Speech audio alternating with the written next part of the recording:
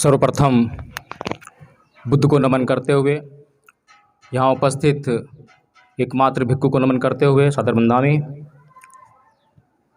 देखिए, आज का जो कार्यक्रम है उसका उद्देश्य क्या है? क्या ये कोई रीति रिवाज है, कोई परंपरा है, धार्मिक क्रिया है? क्या हम लोग इससे बंधे हैं? इन सब बातों को सोचना बहुत ज़रूरी है। कुछ लोग तो इस कार्यक्रम को केवल भोजन से जोड़ कर देख रहे होंगे कि आज 13वीं का कार्यक्रम है, आज भोजन मिलेगा, भोजन करना है और घर आना है। लेकिन इस कार्यक्रम का उद्देश्य भोजन कराना नहीं है। हालांकि यहाँ जो भोजन की व्यवस्था है उसमें हम लोगों ने उसको नाम दिया है भोजन दान। और भोजन दान के लिए कोई शर्त नहीं होती है कि कोई यहाँ आकर सुनेगा तो भोजन मिलेगा, कोई ये ग्रहण करेगा तो भोजन मिलेगा। भोजन दान है। जिसको भोजन की आवश्यकता है, जो भूखा है, उसके लिए भोजन है और उसको भोजन मिलना ही चाहिए। इसी प्रकार से हम देखते हैं कि जो ये कार्यक्रम किया गया है इसमें एक अलग रीति, एक अलग परंपरा, एक अलग धार्मिक क्रिया आप लोगों को दिखाई दे रही होगी। तो ये अलग से कैसे है, क्या अलग है, इस बात को भी हमें समझना चाहिए। सुखराम जी मेरे ससुर लगते थे। वे मरते दम तक उनके अंदर एक तृष्णा रही, एक शिकायत रही, और वो शिकायत मुझसे थी। मुझसे एक शिकायत थी कि मेरा छोटा दामाद अभी तक घर नहीं ले पाया, किराए पर रहता है। अब ये शिकायत उनकी पूरे जीवन पर्यंत चलती रही। लेकिन हम तो किसी और ही काम में लगे हुए हैं। क्या जो लोग मकानों में रह रहे हैं, घरों में रह रहे हैं, जो काम, क्रोध, मोह, लोभ, द्वेष, तृष्णा, ईर्ष्या इसकी अग्नि में लगातार जल रहे हैं, ना खुद सुखी रहते हैं, ना अपने पड़ोसियों को सुखी रहने देते हैं, ना अपने भाइयों को सुखी रहने देते हैं। अगर किसी के पास संपत्ति ज़्यादा होगी तो उससे ईर्ष्या का भाव पैदा होने लगता है। इस तरह की अग्नियों में जल रहे हैं। क्या उनके घर बनाने का और घर बनाकर उनमें रहने का जो प्रयोजन है वो सार्थक साबित हो रहा है? तो हमने सोचा कि चलो जो घरों में रह रहे हैं वो सुखी कैसे रहे, इसका मार्ग उन्हें बताएं। और इसी उद्देश्य को लेते हुए, इसी उद्देश्य की सार्थकता को देखते हुए इस कार्यक्रम का आयोजन यहाँ पे किया गया। भंते जी ने यहाँ पर जो है परित्राण पाठ किया। उसके बाद आपको जीवन में क्या करना चाहिए, क्या नहीं करना चाहिए, वो सब बताया। एक बात और समझनी चाहिए कि जब भी कोई बच्चा इस संसार में जन्म लेता है तो वह आंखें लेकर आता है, वह देख सकता है। कुछ एक अपवाद रह जाते हैं जो अंधे पैदा होते हैं। लेकिन दुख तब होता है जब इस संसार में व्यक्ति आंखें लेकर पैदा होता है, लेकिन इस संसार के लोग उसकी आंखें छीन लेते हैं। अब आप लोग सोच रहे होंगे आंखें छीन कैसे लेते हैं? आंखें ऐसे छीन लेते हैं जैसे कि एक उदाहरण बड़ा जीता जागता है, सबको पता होगा। एक गाय ने बछड़ा दिया और बछड़ा मर गया। उसके बाद क्या करते हैं? उसका दूध निकालने के लिए उस बछड़े को जो उसका खाल निकालते हैं और खाल में जो भूसा भरते हैं और वो डमी लगा के जो सामने रख देते हैं ताकि वो दूध देती रहे। क्या वो जो गाय है उसका जो बच्चा है, क्या वह सत्य है? क्या वह यथार्थ है? कोई कह सकता है कि वह सच है? वह झूठ है। इसी प्रकार से जैसे कि उसकी आंखें होते हुए भी हमने उसकी आंखें छीन ली हों, यही तो करते हैं। जब भी कोई बच्चा जन्म लेता है तो उस बच्चे की आंखें छीनने का काम हम करते हैं। उस बच्चे की आंखों पर नाना प्रकार के आवरण हम डाल देते हैं, रीति रिवाज के, परंपराओं के, रूढ़ियों के, कुछ नियमों के, कि ये करना है, ये नहीं करना है। उस बच्चे की अपनी जो यथार्थ सोच है, प्राकृतिक सोच है, उसको हम नष्ट कर देते हैं। बच्चा जब छोटा होता है तो प्रश्न करता है, पापा ये क्या है? पापा इसे चांद क्यों कहते हैं? पापा ये चांद धरती पर क्यों नहीं आ सकता है? कितने अच्छे अच्छे सवाल वो करता है।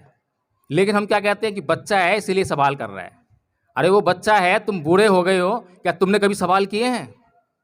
कभी तुम्हारे सामने ऐसी सी बातें हो जाती हैं जो कि सवाल करने योग्य हैं, लेकिन कभी सवाल किए हैं क्या? एक जो पढ़े लिखे वाले बच्चे हैं उन्होंने न्यूटन की कहानी सुनी होगी कि न्यूटन जिसने ग्रेविटेशन यानी गुरुत्वाकर्षण का जो नियम है उसकी खोज की। वह एक पेड़ के नीचे सो रहा था। पेड़ सेब का था और जब वह सो रहा था तो पेड़ से सेब गिरा और उसके ऊपर गिर गया। तो उसके मन के भीतर एक प्रश्न पैदा हुआ कि ये सेब नीचे ही क्यों गिरा, ऊपर क्यों नहीं गया? बड़ा अजीब प्रश्न था। क्या पहली बार सेब गिरा था? क्या उससे पहले कभी सेब नहीं गिरा? क्या उससे पहले इस पृथ्वी पर और चीजें गिरी नहीं? क्या बहुत सारे लोगों ने, लाखों करोड़ों लोगों ने वो चीजें नीचे गिरती हुई देखी होंगी, लेकिन वह प्रश्न केवल और केवल न्यूटन के दिमाग में आया। और जिसके दिमाग में प्रश्न होते हैं और जो उस प्रश्न की खोज में लग जाता है, उस प्रश्न का उत्तर पाने की खोज में लग जाता है, वह उसका उत्तर ढूंढ ही लेता है। इसीलिए न्यूटन निरंतर उस प्रश्न के उत्तर को पाने के लिए चलता रहा, खोजता रहा, और उसने इस दुनिया को वह महानतम ज्ञान दिया कि इस पृथ्वी पर चीज़ें नीचे क्यों गिरती हैं, वे ऊपर क्यों नहीं जाती हैं। इसी प्रकार से बुद्ध हुए। आज से 2600 साल पहले बुद्ध के सामने भी कुछ प्रश्न थे। जाति पि दुखा, जरा पि दुखा, व्याधि पि दुखा, मरणाम पि दुखा, शोक परिदेव दुमनसी उपाया सापि दुखा, जम पि छंग न लगती दम पे दुखन, पिए ही विप योगो दुखो, अब पिए ही संपयोगो दुखा, संख्यतेन पच्चुपादान खंदा पि दुखा।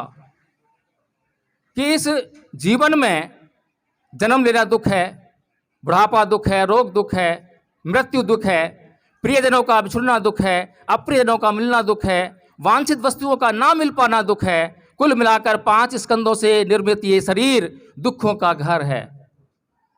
वे दुख के पीछे पड़े तो दुख का मार्ग, दुख को दूर करने का मार्ग खोज ही लिया। इतना बड़ा मार्ग खोज कर दिया कि इस संसार में कोई भी प्राणी यदि उस मार्ग को जान ले तो उसके जीवन में ये दुख नाम की जो चीज है वो हट जाएगी। दुख कहाँ से उत्पन्न होता है? दुख तृष्णाओं से उत्पन्न होता है। ये किसने बताया? लेकिन दुर्भाग्य है इस देश का कि इस देश के लोगों ने उस महानतम व्यक्ति को भुला ही दिया। अब व्यक्ति भूल गए। आज हम बुद्ध को नमन कर रहे हैं। कुछ लोग सोच रहे होंगे कि जैसे हम मंदिरों में जाते हैं, घंटी बजाते हैं, धूप चढ़ाते हैं या जो कुछ करते हैं तो वही सब धर्म है। धर्म वो नहीं है। धर्म क्या है इसको समझना चाहिए। जो हम गंगा बजा रहे हैं, नहा कर आ रहे हैं, कहते हैं पाप खत्म हो गए, नहीं हो सकते। सब पापस्य अकड़ंग कुशलस्य उपसंपदा सचित प्रयोदपन एतं बुद्धानुशासनं। सभी प्रकार के पाप कर्मों का ना करना और सभी प्रकार के पुण्य कर्मों यानी अच्छे कर्मों का करना, और अच्छे बुरे कर्मों के बीच के भेद को जानने के लिए अच्छे और सच्चे चित्त का निर्माण करना, यही धर्म है। बुद्ध ने एक एक बात इतनी मौलिकता के साथ कही है कि आज भी उनके कहे गई बातें काटते हैं। किसी को न चुभती हैं, न किसी को कुछ प्रॉब्लम खड़ी करती हैं, बल्कि सबके लिए सुलभ हैं।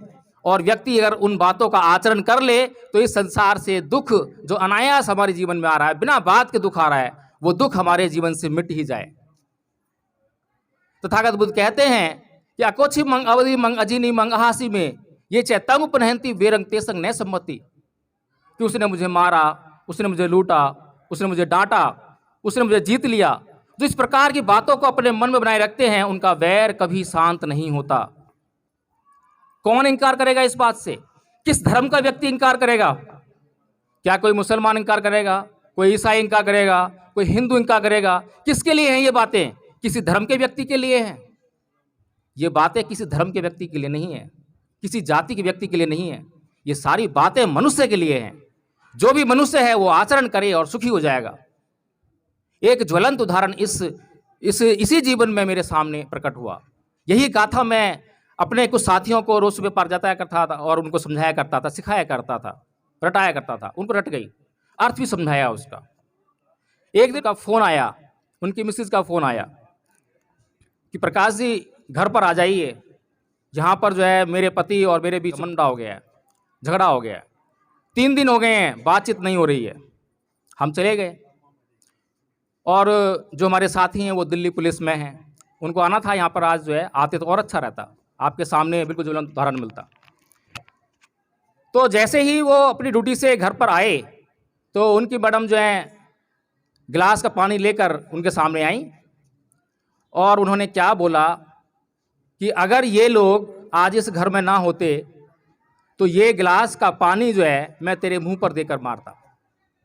इतना गुस्सा, इतना क्रोध उनके चित्त में समाया हुआ था। क्रोध की अग्नि से लगातार 3 दिन से जल रहे थे। क्या करें? मैंने सिर्फ उनसे एक ही सवाल किया कि संतोष जी, हम लोग सुबह सुबह पार्क में कुछ गाथा याद करते हैं, उसका क्या मतलब है? बस इतना पूछना था, क्योंकि उनको गाथा पता थी, गाथा का अर्थ पता था उनको, और तेरा सुनते ही उनका गुस्सा छू, चेहरे पे मुस्कान आ गई। उसके बाद गुस्सा नहीं आया। ऐसा कैसे हुआ? ये कुछ चमत्कार नहीं है, ये सिर्फ ध्यान की बात है। हम लोग अक्सर जो है बेहोशी में जीते रहते हैं, हम क्या कर रहे हैं जानते ही नहीं है। अभी मैं बोल रहा था कि इस गांव के लोगों की भाषा में गाली गलौज शामिल है, वो भाषा का अभिन्न हिस्सा बन चुका है।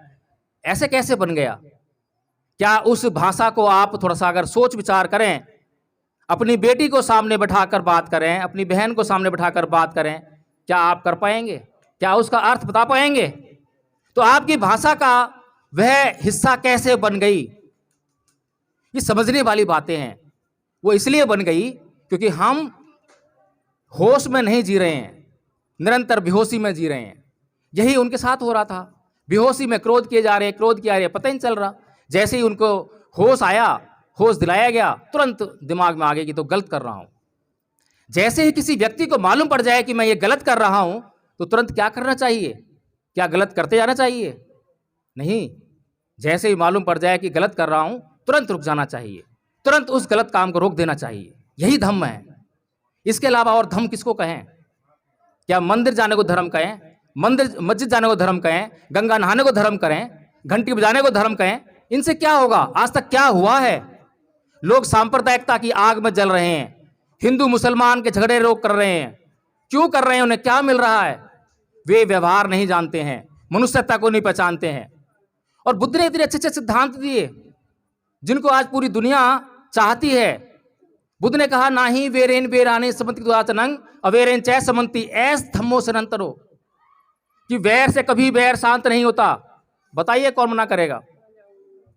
वैर से कभी वैर शांत नहीं होता, अवैर से ही वैर शांत होता है। जब भगवान बुद्ध अंगुलीमाल जो डाकू है, हत्यारा है, उसके रोम रोम में हिंसा भरी हुई है, अहिंसा का तो वो जानता भी नहीं है।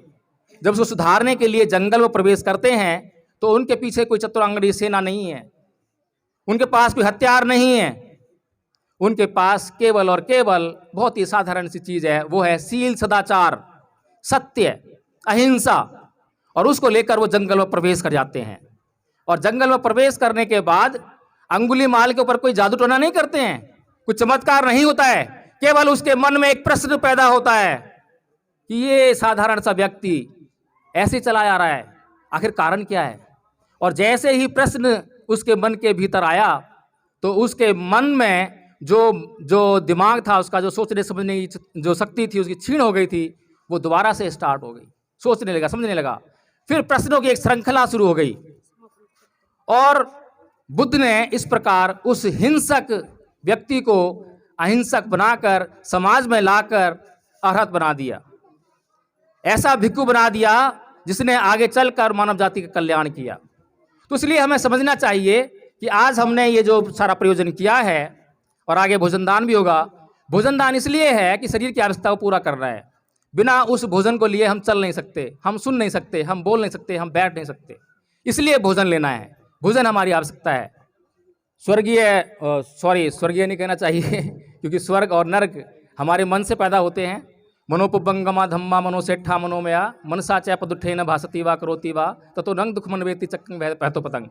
बनते ने बताया था अभी कि जैसा अभी आप मन में विचार लाओगे वैसा ही आपके कर्म होंगे। इसीलिए मन में ही आपके स्वर्ग है, मन में ही आपके नरक है। आप निरंतर स्वर्ग पैदा कर रहे हैं और निरंतर नरक भी पैदा कर रहे हैं। जब अच्छे कर्म करते हैं, अपने प्रियजनों से अच्छा व्यवहार करते हैं, सारा माहौल अच्छा होता है तो वो स्वर्ग की भांति होता है। और जब आप बुरा व्यवहार करते हैं, गाली गलौज हो रही है, क्रोध हो रहा है, तो वो नरक के समान है। आपके घर में भी नरक हो सकता है, स्वर्ग हो सकता है। इसके साथ ही आपको एक बात और मैं एक प्रार्थना करना चाहता हूँ कि जो आयोजन है ये कुछ ऐसी एक बुरी व्यवस्था हमारे समाज में आई जिसे तेरी भी कहते हैं। और उसमें जो है वो क्या कहते हैं उसको, भोजन के कुछ कहते हैं ना, भोजन जो उसमें भी होता है, तो वो उस पर क्या नाम है, कंपल्सन है कि ऐसा करना ही है। अब वो परिवार के ऊपर चाहे आर्थिक व्यवस्था का जो भार पड़ने वाला है, चाहे उसकी स्थिति सही है या गलत है, लेकिन उसे करना है। ये स्थिति सही नहीं है, ये स्थिति गलत है। जो बौद्ध लोग ये परित्राण पाठ कराते हैं, जरूरी नहीं है कि वो भोजन की व्यवस्था करें भी। बहुत से प्रचार पाठ हुए जिसमें भोजन की व्यवस्था नहीं है। और अगर हम लोग ऐसा प्रोग्राम करना चाहते हैं तो समाज की ये जिम्मेदारी बनती है कि वो अपना सहयोग उस परिवार को दे ताकि ऐसे प्रोग्राम होते रहें। तो यहाँ पे आप श्रद्धा सुमन अर्पित करने आएंगे, फूल अर्पित करने आएंगे, तो यदि आपकी कुछ दान देने की इच्छा हो तो आप यहाँ पर दान दे सकते हैं, जो भी आपकी इच्छा हो।